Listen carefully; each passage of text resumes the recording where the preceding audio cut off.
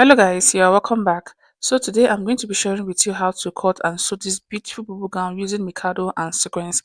It is very simple, detailed and beginner friendly. So if you're interested, please watch this video till the end. I'm going to be using this Mikado fabric for today's tutorial, and here I have my fabric folded for both the front and the back because I'm going to be cutting both at the same time. So when folding, you're going to be folding using your shoulder measurement divided by 2 plus your sleeve length. So my shoulder measurement divided by 2 is 7 inch, and the sleeve length I'm working with is 12 inch. So what I have here is almost 18 inch. So that is how to fold your fabric before you go ahead to cut. The first thing I'm going to go ahead to quickly do now is to draw a straight line at the top of my fabric, which is going to be serving as my shoulder line.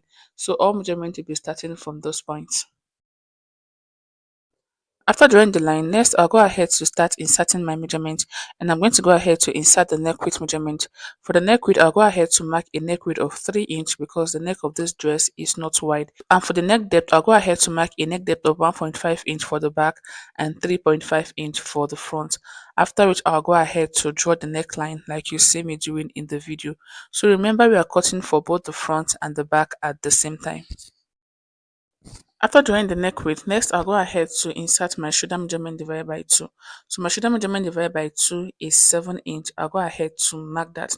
After marking that, I'm going to go ahead to insert my sleeve length from this shoulder measurement I just marked. So my sleeve length is 14 inch, but I'm going to be minusing 2 inch from that 14 inch because of the band on the sleeve. So instead of marking 14 inch, I'm going to go ahead to mark 12.5 inch at this point, and I'll go ahead to mark that also.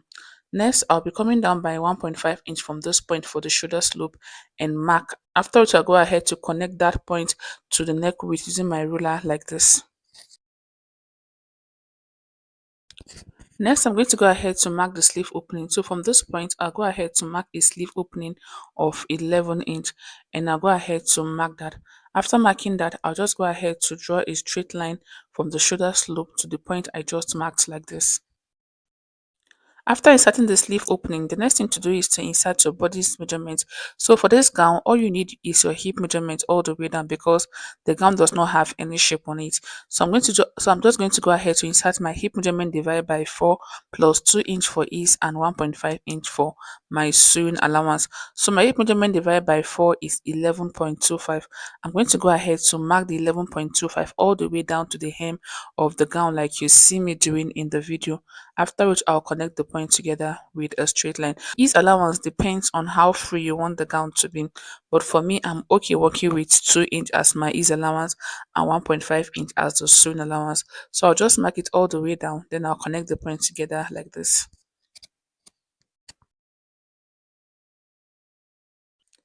After connecting, this is what it is going to look like. So I'll just go ahead to curve this armhole area to eliminate this sharp edge I have at this point. And this is what the bodice of the gown is going to look like. So the next I'm going to go ahead to do now is to go up on the shoulder slope and also on the neck width to mark a 0.5 inch sewing allowance like you see me doing in the video.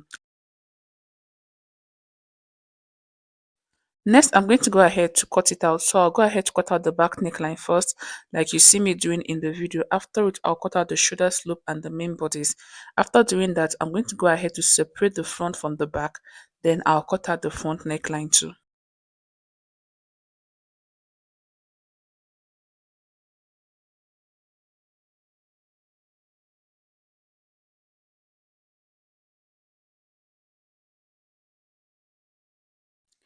After cutting, this is what the front block of the dress is going to look like. The next I'm going to go ahead to quickly do now is to cut out the facing on the front of the dress. And to do that, I'm going to be using this sequence to cut it out. But because the sequence always stretches, I don't like cutting it directly on the sequence. So what I'll go ahead to do now is to get a gum stay, that is the light gum stay. I'm going to go ahead to cut it out on this light gum stay. After which, I'll go ahead to attach the gum stay to the sequence. So here I have the gum stay I'm going to be using to cut out the pattern. The first thing to do is to have your gum stay unfold like this. Then you're going to go ahead to place your fabric on your gum stay and arrange it like you see me doing in the video.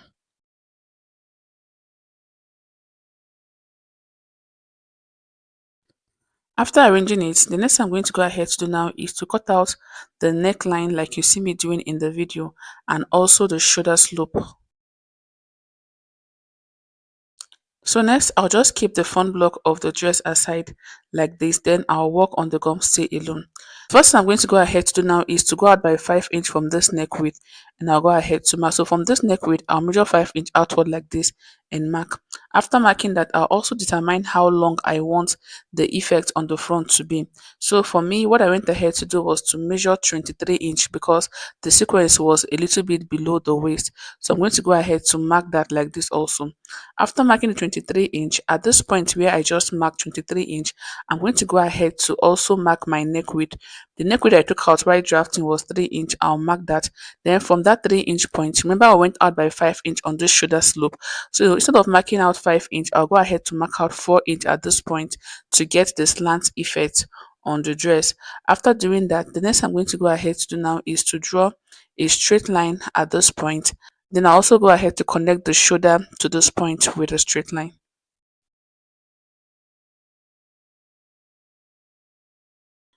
After connecting, this is what you are going to be having. Next, I'm going to go ahead to cut it out.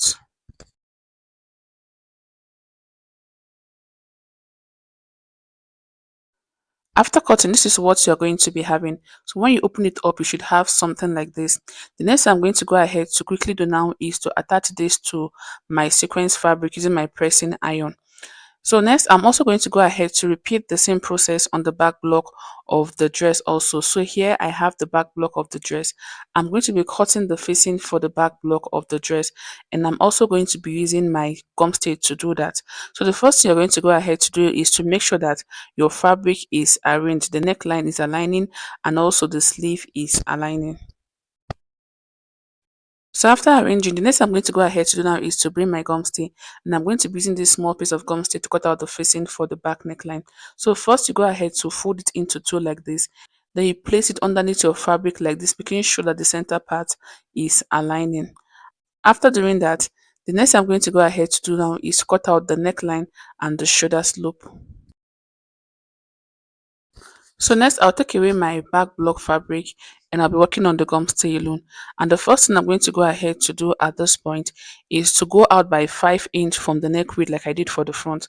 So from this neck width, I'll go ahead to mark out 5 inch like this and mark.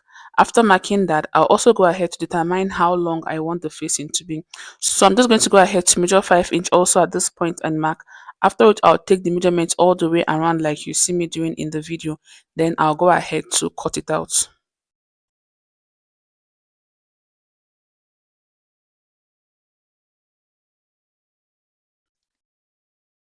After cutting, this is what the back facing is going to look like once you're done cutting. The next I'm going to go ahead to do now is to work on the back block again to cut out the opening for the back block. And to do that, I'm just going to go ahead to come down by 4 inch from the neck depth on the back like this, and I'll go ahead to mark that, after which I'll cut that open. I'll also be repeating the same thing on the facing.